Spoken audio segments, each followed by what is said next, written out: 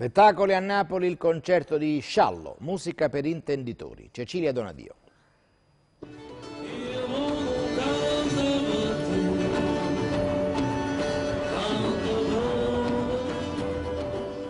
Parola d'ordine contaminare, sulla scia di quanto fecero con la canzone napoletana classica Renato Carosone negli anni 50 e Peppino Di Capri nei 60. Sciallo parla così del suo tour Tra i vicoli dell'anima, presentato in anteprima al Teatro Diana di Napoli. Io volevo liberare la canzone da questo schema oleografico, allora ho cercato di diffondere con il jazz, con la bossa nova, questa vecchia canzone storica. Le atmosfere di vecchi brani magari poco frequentati si riaccendono così di nuove suggestioni. Il sax, il contrabbasso, la fisarmonica vestono di sonorità inedite le antiche melodie.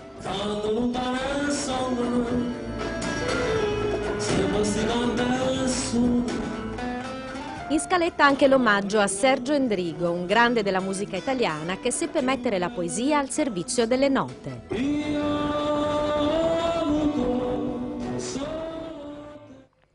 E apriamo ora Sport.